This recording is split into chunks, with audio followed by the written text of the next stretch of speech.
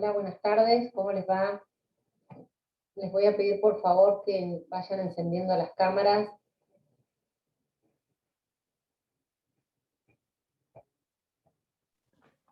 Profe, disculpe, de esta compu no me funciona la cámara. Puede ser. No hay problema, el tema es que va a ser una clase práctica, ahora les voy a explicar y la idea es Bueno, que todos, pero participarás ahí con la foto. sí, participo, gracias. Vamos a esperar 2 minutos más porque era menos cuarto, así que damos 2 minutos de espera, no creo que se conecten mucho más, la clase anterior también eran pocos, pero bueno, vamos a esperar un poquito. ¿Pudieron ver el práctico que subimos al aula virtual? Sí, doctor.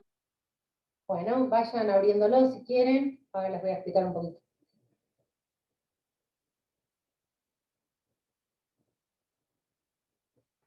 Si no, yo también lo tengo acá para compartir.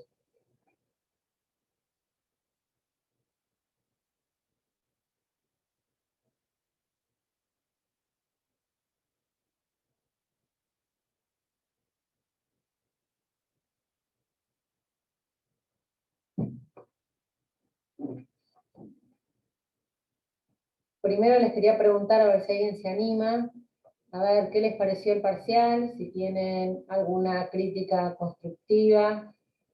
En la clase anterior una compañera mencionó que les pasaron recién los datos del Zoom muy cerca de las 15 y eso los puso muy nerviosos. Bueno, no lo sabíamos porque eso no lo manejamos los profesores, pero creo que los datos los tenía el titular, así que me comprometí a ver si podemos para el próximo examen, que lo tengan por lo menos 10 minutos antes. Así se ocupan solamente a las 15 horas de actualizar, si es que necesitan actualizar el campus para ver el examen. Pero si alguien quiere comentarme algo que nos pueda servir para la próxima, ¿era lo que esperaban? ¿Les pareció raro? No sé, lo que quieran decir. A mí particularmente, profe, me pareció que estaban buenas las preguntas, todo, pero el hecho del tiempo que esté pasando y que no, y que te trabas con una pregunta, te quedan 5 más y no podés volver atrás, o sea, no podés continuar en la próxima y ver si después se te abren las ideas, porque a veces uno se traba, y eso a mí me generó muchos nervios, con una pregunta en particular que perdí mucho tiempo, y bueno, pero bueno, eso es lo único. Sé que la modalidad es así, pero es lo Claro, único que tengo como para comentar. lamentablemente es así y no queda otra. ¿Por qué? Porque como tienen todo el material, ustedes prenden la cámara por Zoom, pero creo que una sola persona, y tampoco es imposible que nosotros podamos ver, una sola persona enfoca donde tiene el escritorio, todos ustedes enfocan la cara. Entonces, si nosotros no ponemos un tiempo y permitimos volver a todos, no lo ponemos nosotros, es el campus de la facultad, todas las materias son iguales. Si nosotros no lo ponemos de esa manera, también queda como que es todo a libro abierto, ¿se entiende? Entonces por eso también está pensado de esa manera el campus, que no lo hacemos nosotros. Nosotros preferimos siempre tomar presencial porque es la práctica. No, perdón, no sé si me expresé mal, no me refiero al tiempo del examen, me refiero, ¿hola? ¿Me Sí, te escucha? entendí. Sí, sí, perfecto. Que no podés volver hacia atrás, pero también está pensado Claro, por eso. eh, porque la idea también es menos de una hora. Nunca damos menos de una hora, pero la carga del sistema de esa manera según la cantidad de preguntas. Si ustedes rinden presencial, es 1 hora y media seguro el examen. Y lo tienen escrito, no es que tienen que copiar preguntas y demás. Ojalá la segunda parte la podamos tomar en forma presencial, pero me parece que no vamos a tener suerte. Pero bueno, la idea del año pasado fue, no dimos ni un caso práctico, no pudimos hacer los viernes de práctico, dimos toda teoría. La idea ahora es intentar dar por Zoom los prácticos. Sé que es difícil, por eso les pido que prendan la cámara a ver si podemos interactuar un poco, porque van a quedar espacios de silencio. Entonces, recuerdan cuando lo vemos en las clases, Lo que hacemos es brindarles los casos, dejarlos que ustedes lo debatan, lo discutan y después lo ponemos en común. Esto nos va a quedar bastante complicado en la virtualidad, pero vamos a intentar hacerlo porque creemos que es lo mejor, porque es la práctica. Los exámenes tampoco nunca han sido de tanta teoría, el año pasado y este año es todo teoría. La idea siempre es que tengan un caso práctico, que puedan escribir, que puedan hacer un escrito judicial, pero bueno, es a lo que nos tenemos que adaptar, me parece. Entiendo, te Sí, entiendo perfecto lo que dijiste. disculpe. No, igual para aclarar que no me pareció que haya habido ninguna sorpresa, o sea, todo lo que ustedes dieron en clase fue lo que se preguntó, pero a veces uno se puede trabar de los nervios, a eso me refiero, no por otra cosa, no porque sea algo que no hayamos visto. O se les cae internet, eso es terrible porque me acuerdo el primer parcial, una compañera se quedó sin luz, y te quedas sin luz, se cierra el examen, no hay forma, perdiste, es terrible, perdiste tu oportunidad, y tenés que ir al recuperatorio, ni te cuento si es el recuperatorio. Pero bueno, como nos está tocando ahora. ¿Alguien, alguna acotación más, algo que podamos mejorar? Lo que quieran, escucho. A mí me parece que, buenas tardes, primero. Eh, Insisto, creo que desde el primer día que vengo diciendo lo mismo, la idea de no poder volver para atrás con las preguntas me parece terrible. Eh, a mí, aleatoriamente, me tocaron las 4 preguntas más largas, lo primero, y dije, o sea, yo me imaginé, dije, oh, y deben ser todas así de largas. Me apuré y llegué a la última pregunta y me sobraron 15 minutos. Yo dije, con esos 15 minutos tranquilamente podría haber mejorado cualquiera de las primeras preguntas que las pasé casi por alto, muchas. Eh, Eso de que te sobre tiempo al final, si te sobra tiempo, es rarísimo, qué sé yo. Eh, Además no poder releer el examen, los entiendo. Yo cuando rendía, terminaba de rendir, si tenía tiempo, leía de principio a fin lo que había puesto. Porque a veces una palabra te cambiaba más las preguntas que hacemos nosotros, que es correcto o no es correcto, te salteaste una palabra y te cambió considerablemente la respuesta. Pero bueno, lo voy a transmitir a ver si podemos hacer otro examen diferente, que no sea tanto para desarrollar, sino algo un poco más práctico y con la posibilidad de ustedes de poder revisarlo. Y creo que se maneja el sistema así, que todas las materias son iguales, pero bueno, hay otras modalidades. no.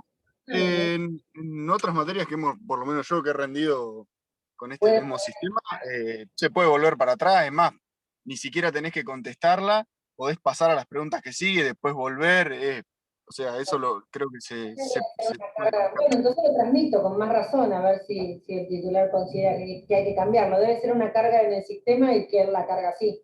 Realmente lo desconozco, pensé que era para todos igual. Pero bueno, lo transmito, a ver qué logramos. ¿Sí? Bueno, la idea de hoy es que veamos con lo poco que vieron de teoría, porque solamente tuvieron una sola clase, y lo que tuvieron es todo derecho de fondo, vieron alimentos, Código Civil y Comercial, es la presentación de esos 3 casos que les pusimos en el campus. La idea es que los lean, que piensen, que apunten en 10, 15 minutos aproximadamente, qué consideran que sería la respuesta correcta, y los vamos charlando entre todos. Por supuesto que no les vamos a pedir, no les estamos pidiendo con esto ningún escrito, ni ninguna cosa rara, porque no lo vieron.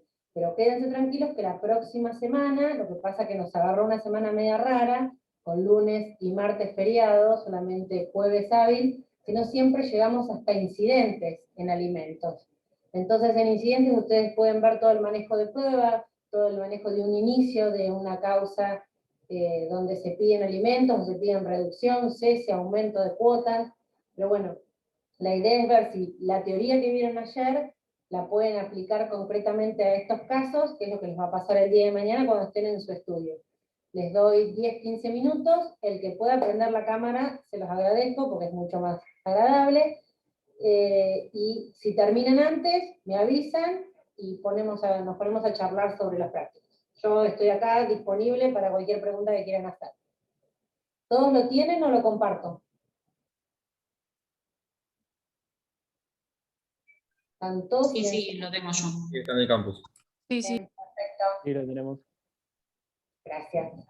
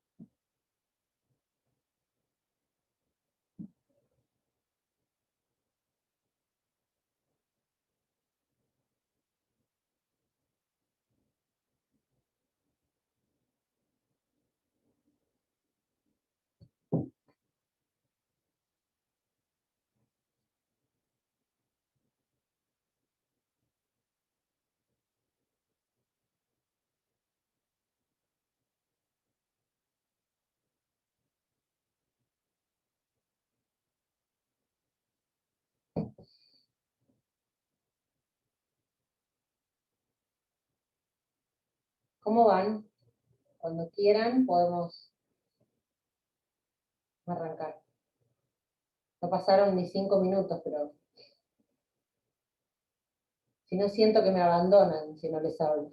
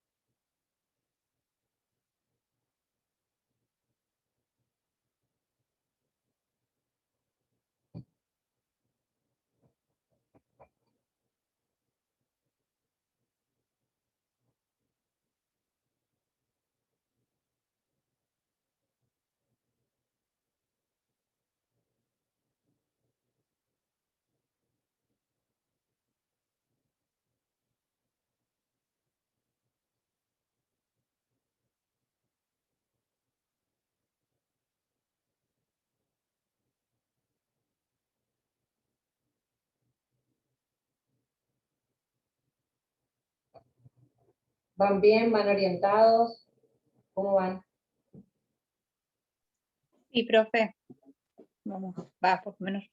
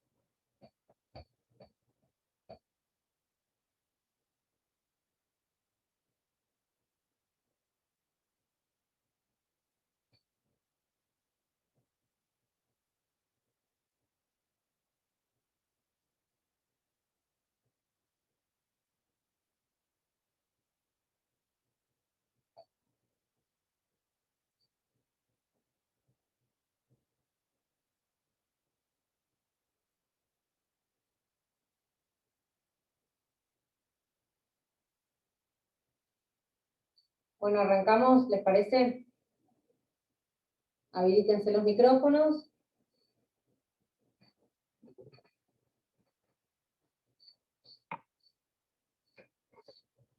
Con el primer caso, ¿quién quiere arrancar? Concurre a su estudio Marco Alcántara, manifiesta que está a meses de cumplir los 18 años de edad, que vive con sus abuelos, que está a punto de irse a estudiar a Mendoza. Yo, si quiere, Noelia, ¿Talé te sí. escuchó?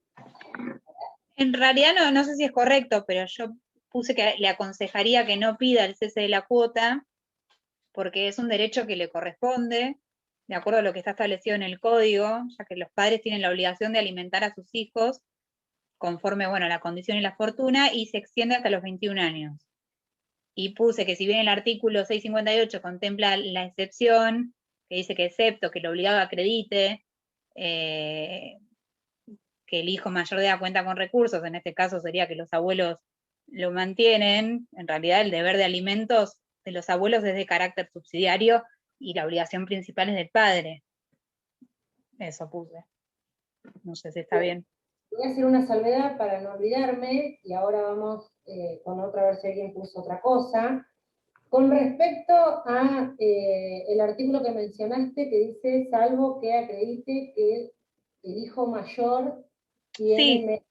Sí, eso es lo que el padre acredite. Claro, en realidad no. no tiene medios, son los abuelos en este caso. Cuando el código habla de que el hijo tenga medios, es cuando tenga medios por su oficio, arte o profesión, que tenga un ingreso, no que lo ayude algún familiar que no es el obligado directo. Solamente esa salvedad, y ahora vamos a charlar en general. Sí, en realidad cuando lo volví a leer me pareció que me había equivocado en eso que escribí, porque sí, en realidad los abuelos van a responder si el obligado principal no es diferente. No importa, porque acá la idea es equivocarnos. Ustedes tuvieron solamente una sola clase, y la idea es que podamos charlar y dar las opiniones que consideren al respecto. ¿Alguien puso otra cosa? Ella mencionó que le recomendaría que no, porque es una obligación. ¿Alguien puso algo diferente? Yo pienso también que en vez de pedir, por ejemplo, el cese de la cuota, se pueda pedir, porque él ahí lo que dice es que en realidad le parece que es baja. Ay, espera que me perdí. Acá, él dice que es baja. Lo que puedo hacer, si no, es pedir digamos que un aumento de la cuota, no sé ahí cómo sería el caso. Porque en realidad, más allá de que él está por cumplir 18 años, el código bien dice que se tiene que, digamos, los alimentos van si el hijo es mayor de edad y estudia, digamos. Más allá de que los mantengan los abuelos, ahí lo que se puede pedir es un aumento de la cuota. Siempre se puede pedir un aumento de cuota, pero no es el caso que acá estamos planteando. Acá estamos diciendo que él dice, no la necesito y quiero el cese. Va a haber un abogado, los va a ver a ustedes, porque no quiere recibir más la cuota alimentaria del padre. Ese es este supuesto. Después hablamos de todas las aristas que pueden llegar a presentarse. Pero en el supuesto concreto si un cliente va a tu estudio y te solicita que se deje sin efecto una cuota alimentaria, por ahí la respuesta de pedir un aumento no sería la que él está buscando, más allá de que es viable y es posible, por supuesto, hasta los 21 años, como mencionaron. ¿Alguien puso algo diferente? Bueno, la respuesta... Perdón.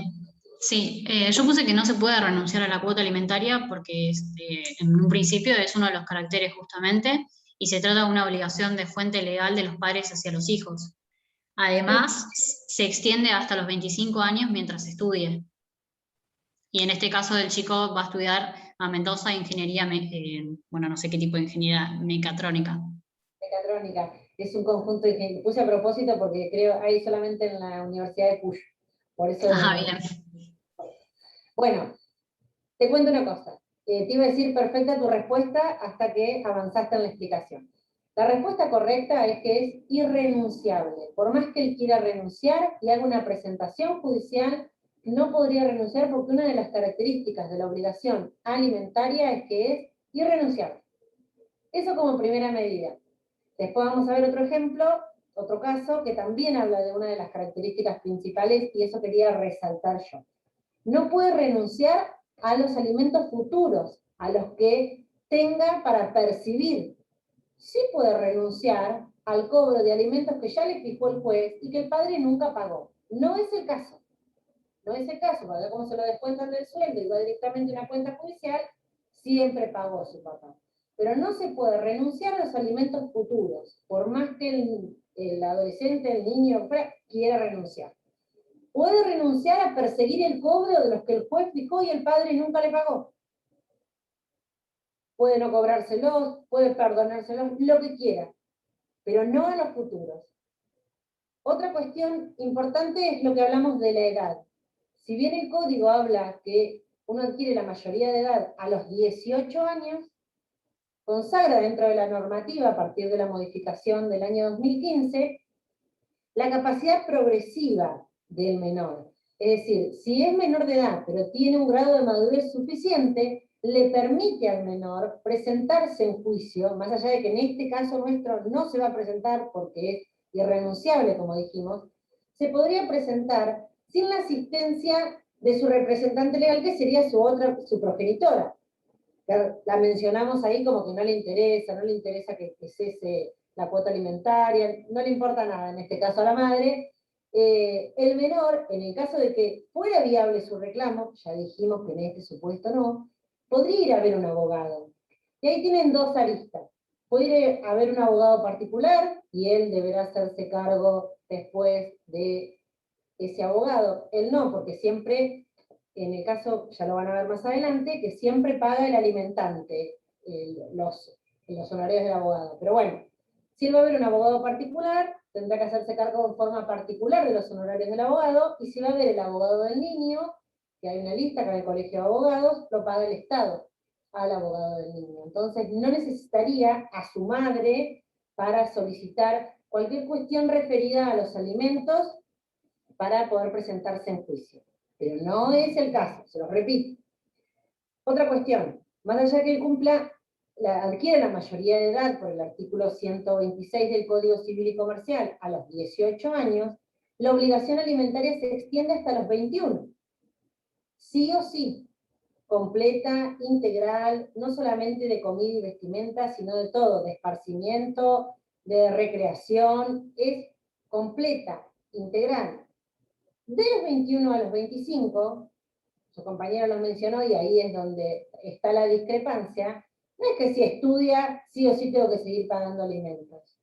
Si su estudio no le permite trabajar y obtener el mismo dinero, ahí sí puede solicitar que el padre o la madre continúen abonando los alimentos hasta los 25 años. Pero tendría que ser una carrera que le lleve, como nos pasa a nosotros, cursamos una materia a la mañana, otra después del mediodía y otra quizás a la noche, en qué momento se puede trabajar. O quizás hay otras carreras que se cursan durante toda la mañana, pero a la tarde, como por ejemplo arquitectura, se la pasan haciendo diseño, maqueta gráfica, es muy difícil poder trabajar y llevar una carrera al día. También por eso se pone el límite de los 25 años, porque la idea es que si tus padres te tienen que seguir asistiendo entre los 21 y los 25, que hagas la carrera al día y no seas un estudiante crónico y te recibas a los 40 y sigan abonando la cuota alimentaria. ¿Sí? ¿Quedó claro? ¿Alguna duda respecto de esta pregunta? ¿Algún aporte que quieran hacer? Otra cosa que quería remarcarles es que si bien los abuelos lo están ayudando, o le están pagando absolutamente todo, y él vive muy bien, acá no hay ningún juez que fijó la cuota alimentaria para que los abuelos se tengan que hacer cargo. Los abuelos el día de mañana dejan de colaborar y él se quedaría sin nada. Por eso también es la protección de la ley y remarca la condición esta de irrenunciable de los alimentos. Por eso se mantiene, por más que él no le interese percibirlo. ¿Sí? ¿Dudas, preguntas, inquietudes? silencioso el segundo turno. ¿Qué pasa en el caso de que a él no le interese? ¿Qué sucede con ese dinero que todos los meses al hombre se le descuenta? Está en la cuenta judicial, es del menor. El menor, si quiere, va, cuando sea mayor, va, lo saca. Si él realmente no quiere quitarle ese dinero al padre porque no lo necesita, podría retirarlo y se lo entrega. El dinero Está está bien. ahí, un dinero, en Ah, algún momento lo va a tener que retirar. Después el destino que le dé es otra cosa. ¿Qué pasa?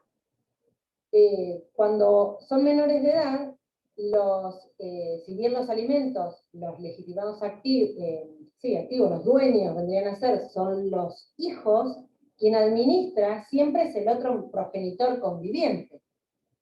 Pero cuando estos menores tienen un grado suficiente de madurez o determinada edad y puede ser que de ese dinero mensual, quizás, no sé, en este caso la madre la que pueda ir a retirarlo lo administre, sino que se le puede dar directamente una parte a él.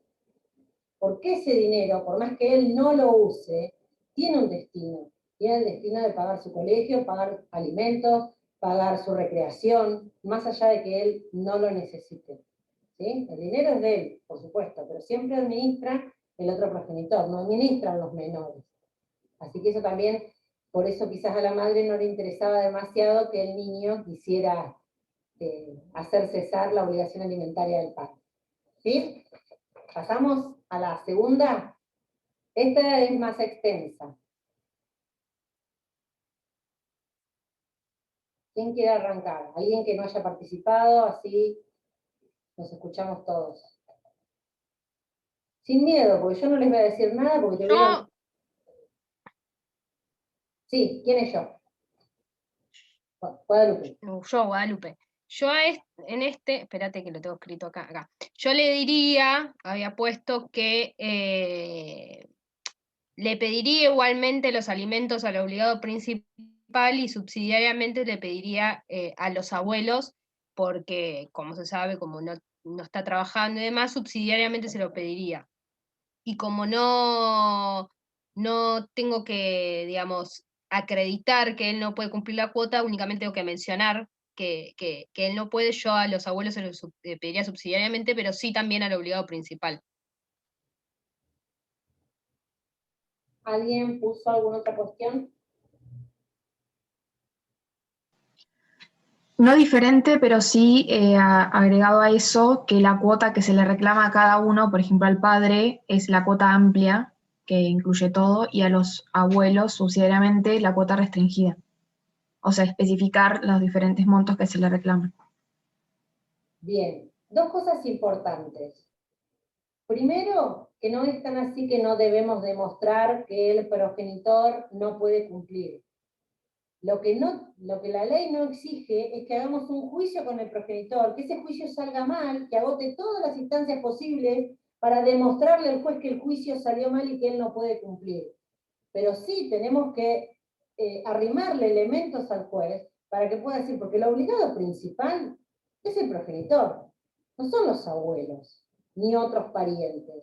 Por lo tanto, en nuestra demanda, lo que vamos a tener que demostrarle al juez es que efectivamente yo voy contra el progenitor por un monto total y amplio, como dijeron, y en subsidio, porque yo sí sé que él no puede cumplir, pero el juez no sabe que él no puede cumplir, voy por los abuelos. Marcar bien en cada pretensión que les pidamos sobre esto y en la práctica en general, que la obligación es subsidiaria de los abuelos. ¿Se puede demandar en un mismo juicio? Sí, perfecto, está habilitado por el Código Civil, antes no se permitía por el Código Civil y Comercial. Se demanda en un mismo juicio sin necesidad de agotar otra instancia a ambos, al progenitor, que es el obligado principal, y a los abuelos, en subsidio, demarcando la diferencia en cuanto al monto que le reclamo, porque como bien señaló una de sus compañeras, no se le reclama exactamente lo mismo. La obligación de los abuelos se encuentra un poco más acotada, no tan acotada como el de otros parientes. El de otros parientes a su vez es menor, es lo mínimo indispensable para su subsistencia. Acá los abuelos, si bien no tienen una obligación tan amplia como el del progenitor, Si está relacionado con su posición económica y demás, se le puede pedir un poco más para garantizar que todos los derechos del niño, no solamente alimentarse y educarse, queden cubiertos con esta cuota alimentaria. La cuota de los abuelos, si bien el juez no va a decir que es provisoria, tiene esta característica, al ser subsidiaria, no es que va a continuar hasta los 21 años. En cualquier momento puede ser dejada sin efecto si el progenitor es reinsertado en el ámbito laboral, si el progenitor mejora de fortuna y puede hacerse cargo de esta obligación. Lo que va a hacer el juez es fijar 2 cuotas alimentarias. Va a decir al padre tanto, pero como no puede cumplir, mientras él no pueda cumplir, los abuelos van a tener que depositar o integrar o colaborar con este porcentaje. Pero recuerden, subsidiaria, que no significa que tenga que hacer por expedientes separados, en un mismo expediente, dentro de la pretensión, vamos a demandar a ambos, al progenitor y a los abuelos en forma subsidiaria. Y vamos a discriminar los montos. Si bien estos montos, nosotros les vamos a decir al juez, y ya lo van a ver bien cuando vean incidentes, en lo que más o menos resulte de la prueba, ustedes saben que los alimentos son una obligación de valor. Si bien nosotros la tasamos, le ponemos un precio en dinero, no es ese precio en dinero la obligación alimentaria, sino lo que se puede adquirir hoy con ese dinero. Y va a estar compuesto por todas las necesidades que hoy tengan los menores y que se detallan acá en extenso como para que vean que son chicos muy activos y que necesitan de la colaboración y que se cumpla con la obligación parental de que el progenitor les preste alimentos y en subsidio a los abuelos. Entonces, el consejo que le darían sería iniciar esta acción, este reclamo judicial. ¿Quiénes son los legitimados activos y pasivos? ¿Qué opinan ustedes? De nuestro ejemplo, ¿eh? Ahí en ese caso los legitimados, la legitimada activa sería la señora Mariana Grande, en representación de los 2 hijos. En sí los legitimados a reclamar alimentos son los hijos, representados por su madre. ¿Se entiende la diferencia de lo que es la representación? La madre, para que sea legitimada activa de un proceso de alimentos, debería reclamar alimentos para ella, sería la dueña del derecho. El legitimado activo es el que tiene el derecho a reclamar. Ella, si bien tiene derecho a reclamar, pero es en nombre de los hijos. Los legitimados son los menores. Esa es la diferencia esencial. Y los legitimados pasivos, en nuestro ejemplo, ¿cuáles son? El padre y los abuelos. Perfecto. Bien. Si bien no llegaron a prueba, creo que entre todos podemos pensar y ver qué prueba acompañarían con su demanda. No cuál ofrecerían, sino ustedes saben que hay una prueba que es esencial que se debe acompañar en todos los procesos judiciales en la primera presentación que nos hacen, el escrito de demanda. ¿Qué prueba es? Y la prueba de la partida de nacimiento, profe, donde figura el nombre. Ah, sí. En este caso, la partida de nacimiento, correcto. ¿De quién? De los 2 hijos, donde figura el nombre de los padres. Bien. ¿Y cómo llego a los abuelos? ¿Cómo sé que son los abuelos si no me está demandando a un vecino millonario? ¿Cómo le demuestro al juez, mi primer presentación, que estos fulanos son los abuelos? Y la partida de nacimiento de los padres también, en ese Claro. caso del padre. Del padre, exacto. Eso con respecto a la acreditación del vínculo. Acá no tenemos ningún detalle, en este caso práctico, no tenemos ningún detalle que haga referencia a que ha habido un proceso de divorcio o algo así, porque a veces la prueba, ya lo van a ver, que este tipo de juicios van a caer en el mismo juez que resolvió el divorcio. Entonces, lo que se hace, por ahí no se acompañan las actas, sino que se le ofrece al juez, como prueba de ese divorcio, dónde están las actas de nacimiento de los hijos. Esto respecto al vínculo con el progenitor. Pero acá no tenemos ningún dato que nos permite inferir que tenemos que decirle al juez que vaya a mirar determinada causa. Acá son alimentos así en forma independiente. Y para acreditar los abuelos, correcto, vamos a necesitar la partida de nacimiento del padre. ¿Le tengo que pedir la partida de nacimiento del padre o conocen alguna otra posibilidad de los abogados para obtenerla? Un Sí, se pedido de... podría. Se puede hacer el registro. Se puede Hay hacer. una página de la provincia de Buenos Aires también que se puede pedir por ahí, con los datos. Claro, se pueden solicitar las partidas, sí, exacto, correcto. También si hubieran estado casados, si bien lo que acredita es la partida en sí, para que el juez no me rechace in limine al principio o me haga buscar más pruebas, lo que se puede acompañar a veces en las libretas de matrimonio, si ellos hubieran estado casados, no está acá, esto es para ustedes, para el ejercicio de la profesión, muchas veces en las libretas de familia dice hijo de, hija de, los documentos ahora actuales suelen tener también quiénes son los padres, si bien no de nosotros que somos muy grandes, ustedes, algunos alumnos que son más jóvenes, por ahí todavía lo tienen, hasta que no hagan la renovación, vieron que se renueva a los 16, y después, creo que son varios años después, hasta la nueva renovación, el de los 16 figura el nombre de los progenitores. Podríamos tener por ahí, alguna vez que presentamos alguna documentación en el colegio, también una copia de ese dato. Esto con respecto al vínculo. Recuerden que igual solamente se prueba con las partidas pertinentes, pero podemos alcanzarle al juez algo más si es que no tengo la partida en ese momento, para que el juez pueda librar un oficio o solicitarla de oficio al registro de las personas. Dijimos que estos chicos hacen un montón de cosas, entonces si yo le quiero decir al juez que quiero determinada suma de dinero para cubrir todas estas necesidades, ¿qué prueba documental puedo aportar? Después ya van a ver todas las pruebas que van a ofrecer para respaldar esta documentación. Pero bueno, en el escrito inicial, ustedes van a tener que aportar toda la documentación que tengan en su poder. ¿Qué piensan que pueden llegar a acompañar con la demanda para acreditar todos estos gastos que tienen los menores? La cuota del colegio, por ejemplo. Cuota del colegio, muy bien. ¿Qué más? Porque la cuota del colegio puede ser Del de... club, dice instituto de inglés también, guitarra, todos los recibos, facturas, todo eso se puede acompañar. Constancias de alumno regular del colegio. Pueden pedir también una certificación de socio de algún club si practica estas actividades en un club. No solamente la cuota, porque la cuota puede ser que, no la del colegio, por supuesto, la del club la pagué solamente para presentar y pedirla en un juicio de alimentos. Entonces siempre conviene tener una acreditación de que efectivamente los menores están yendo. Después hay otras cuestiones que no la vamos a poder acreditar.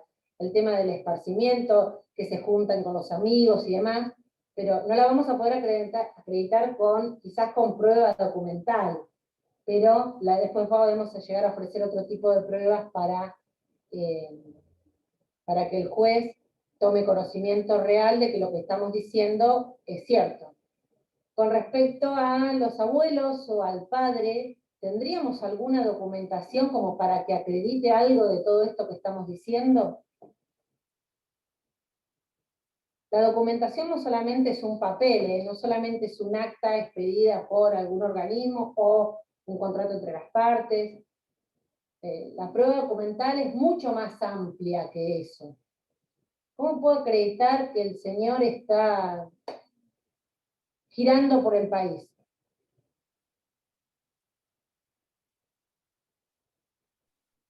Y seguramente publican Facebook fotos, qué sé yo, sí, seguramente. Por eso se sabe. Facebook, Instagram, podemos hacer capturas e imprimirlas, más allá de que después el juez los valorará en su momento, pero ahí ya le podemos estar diciendo al juez, mire, en febrero estaba en tal lugar, en marzo en otro, Sí. podríamos Igual, dándole no, algún elemento, más allá de la valoración que después el juez haga al respecto. ¿Sí? ¿Se entiende? en Pero ese sentido, calculo que la valoración que podría hacer el juez, que hoy viajar por donde sea, ya sea por el mundo o por acá, por Argentina, no es barato, así que calculo que le va a imponer a él el pago de la cuota alimentaria. sí, Si bueno, tiene plata para viajar. hasta en bicicleta. Y duermen en carpa. Yo estoy hablando, la idea para graficar, para que se acredite y pueda ir contra los abuelos, es que el padre es un vago y vive de la caza y la pesca. Esa era la idea en este caso práctico. Quizás a ustedes no les pase esto, pero sí les puede pasar directamente que, y más en esta situación, que el padre se va a vivir fuera del país o la madre se va a vivir fuera del país porque no es que se van con una superprofesión, van a hacer sus cosas y es imposible notificarlos, es muy difícil que tengan un trabajo estable como para poder embargar determinada parte de algún ingreso que tengan, no saben si tienen ingresos, quizás no solamente en este caso particular que el padre es medio vago, sino hay veces que realmente los padres no se pueden hacer cargo porque no tienen trabajo también. Entonces, se puede ir arrimándole al juez todos los elementos que consideremos. Hoy ustedes entran a la página de ANSES y pueden solicitar, igual eso no significa que no tenga trabajo, pueden solicitar una certificación negativa. Eso les dice que esta persona no es empleado, que no tiene aporte a ninguna obra social y que no hace ninguna contribución a ANSES. Y ahí tendrían otra prueba más como para decir, mirá, no tiene empleo, por eso quiero ir contra los abuelos. ¿Sí? Por eso tienen que pensar mucho todas las pruebas que podrían acompañar para un primer escrito. Igual lo van a ver bien cuando vean todo el tema de incidentes, porque ahí vamos a manejar bien todo el tema de la prueba. Pero para que vayan pensando un poco cómo se puede acreditar. ¿Alguna prueba más? ¿Alguna documentación más? También con respecto a los ingresos de los abuelos se pueden presentar constancias de AFIP, dice que son profesionales, dice acá que son arquitectos, eso también, para demostrar que tienen ingresos, ya sea monoteutista, responsable inscripto también. Bien, muy bien, bien. Se menciona ahí que pagan una suscripción de una Play con una tarjeta de crédito. Bueno, por ahí algún comprobante, aunque sea de estos que yo les digo, que ustedes tienen que hacer una captura o descargar una imagen de lo que muestra Internet o alguna tecnología y aportarla al proceso, más allá de la valoración que pueda darle el juez. Son todos elementos para que el juez vea que nuestra presentación es seria y que sabemos que reclamamos porque sabemos que hay del otro lado. ¿Sí? Bueno, lo último con respecto a este práctico. Profe, perdón, ¿hay que hacer el escrito en el anterior?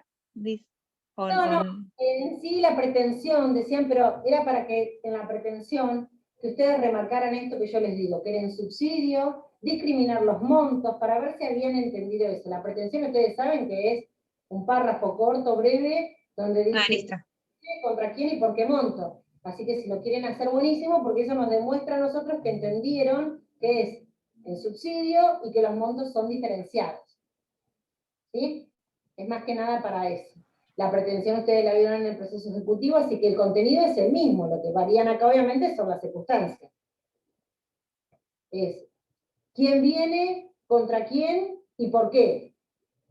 Y por qué monto. Esa es la pretensión, no hay misterio en cuanto a eso. Por último, en cuanto a este... Profe, antes hay otra pregunta más que decía ¿dónde debe notificarse al padre que no posee domicilio cierto?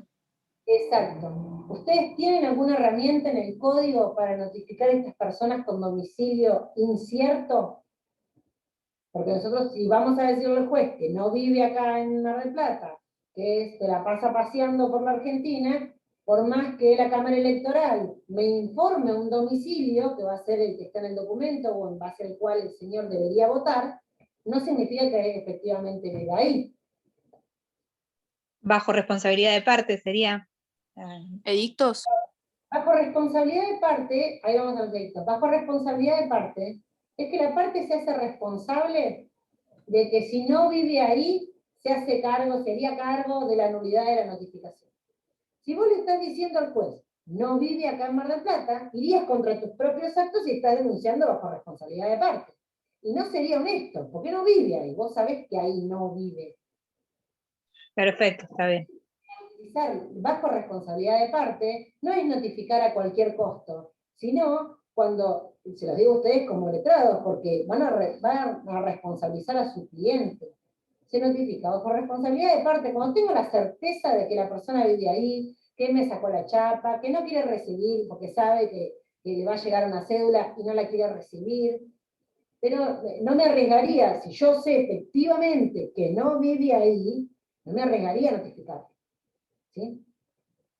Mencionaron los edictos, correcto. Los edictos, es lo que dice el código, está previsto para personas con domicilio incierto o personas desconocidas. Nosotros sabemos a quién notificar, pero no tenemos un domicilio.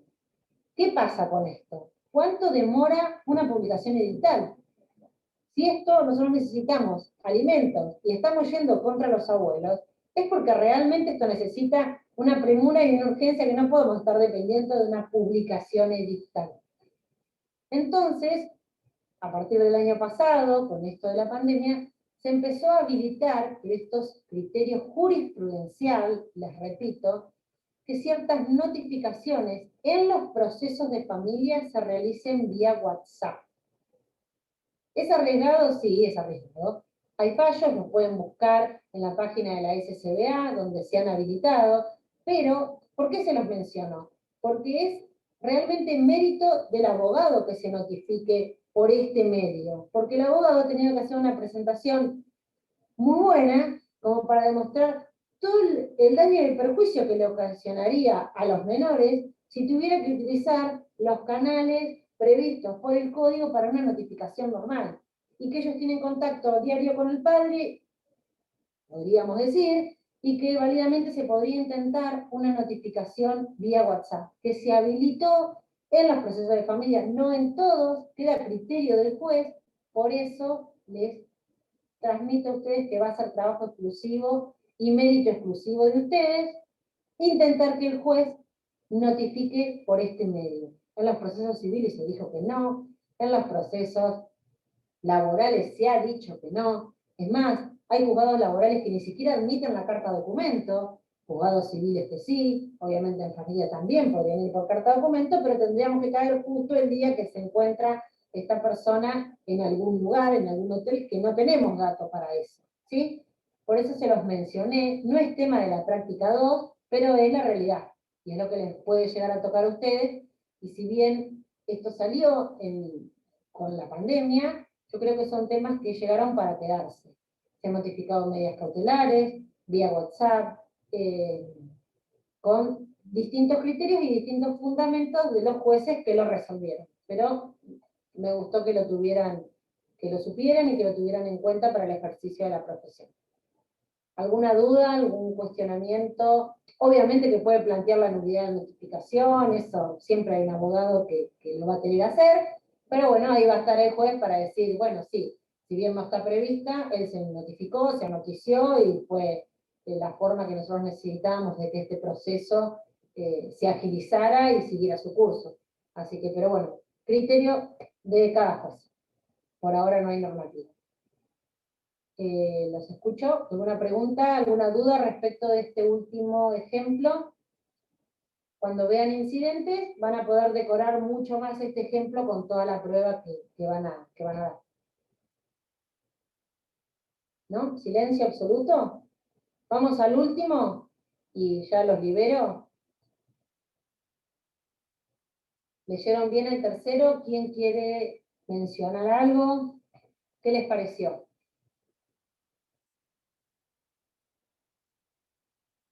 Voy a dejar de compartir.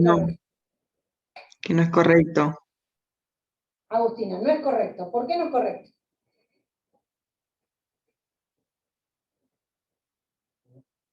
Juicio sucesorio, o sea, no es el medio apropiado para que el juez, justo sacó y yo lo estaba leyendo y lo perdí en mi computadora, acá lo tengo. No es el medio para que se le obligue a que, o sea, que fijen en el concepto de alimento la suma mensual de 15.000 pesos. Y además de que, o sea, tiene que ser, son dos procesos distintos, que no, o sea, en un proceso, me confundo diciendo, en ese proceso sucesorio no se va a mandar o sea, no es propio de ahí. Sí, pero hay algo que es esencial y que te falta. A ver si alguien lo pudo. Es correcto, en un proceso sucesorio no se puede. No estamos de acuerdo. Claro, la competencia en el caso de alimentos sería para los jueces de familia. Perfecto, acá en Mar del Plata que tenemos juzgado de familia, hay otros lugares donde todo resuelve, juez civil y comercial no, pero bueno, tenemos la justicia de paz que por ahí resuelve todo, resuelve sucesión, resuelve alimentos, resuelve violencia, no sería ese el argumento. Hoy, al comienzo, hablamos de una de las características que tienen la obligación alimentaria. Bueno, este tercero está muy relacionado con otra de las características esenciales de la obligación alimentaria. A ver si alguien lo descubre. Guadalupe, te veo solamente el pelo. Ahora sí. Profe, tiene que ver con que dice a cargo de los hermanos mayores de edad. No sé si ese es el problema ese. Sí, eso también después lo vamos a ver, pero tienen que fijarse, si quieren, abran la parte de la clase que dimos, la parte teórica, y las características de la obligación alimentaria. Hay un par de características, y con una resolvemos esto. Que es personalísimo y no se transmite, dice la clase que está en el... que usted sube. La obligación alimentaria es personalísima, no se transmite ni en la fase activa ni en la fase pasiva. Por lo tanto, cesa con la muerte del obligado, cesa con la muerte del alimentante o del alimentado. ¿Sí? Van a ver, también están los ejemplos en la clase que subimos, que hay una excepción, pero no es respecto de los hijos. La excepción es respecto de que si hubo un divorcio y se fijaron excepcionalmente alimentos a favor de la excónyuge por una cuestión de enfermedad, eso sí puede ser que se mantenga por un tiempo, ¿sí? Pero es excepcional. Respecto de los hijos, cesa con la muerte del alimentante y cesa con la muerte del alimentado. Ahí se termina. Pero ¿qué problema podemos tener? Podemos tener el problema que el progenitor que sobrevive no tenga los medios suficientes y esté buscando, no es que no tiene los medios y se quede en su casa, sino que realmente no puede conseguir y necesita ese menor asistencia. ¿A quién puede reclamarle? ¿A los abuelos? Puede reclamar a los abuelos, pero si los abuelos no están, porque acá el ejemplo, la idea es, ustedes saben que hoy por hoy la familia no es como nosotros, quizás hace un par de años se veía que que no se separaba nadie, que seguían, por más que las cosas no funcionen, seguían todos juntos. Hoy por hoy hay muchas familias ensambladas, hay hermanos que son mayores de edad y tienen hermanos de un segundo o tercer matrimonio o unión convivencial de 4 o 5 años, que parece que pueden ser sus hijos y no sus hermanos. Entonces, y eso se ve a diario. No son ejemplos de laboratorio, ¿no? Es más común esto que quizás el primer ejemplo del menor que pedía el cese. ¿A quién les puede reclamar? Y en ese caso habría que reclamarle a los hermanos mayores de edad, habría que ver si trabajan, si tienen cómo autosustentarse. Puede reclamarle a los parientes. Ustedes saben que la obligación alimentaria se extiende a los parientes.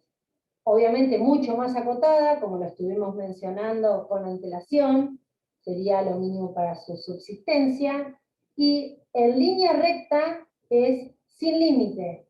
Por lo tanto, podría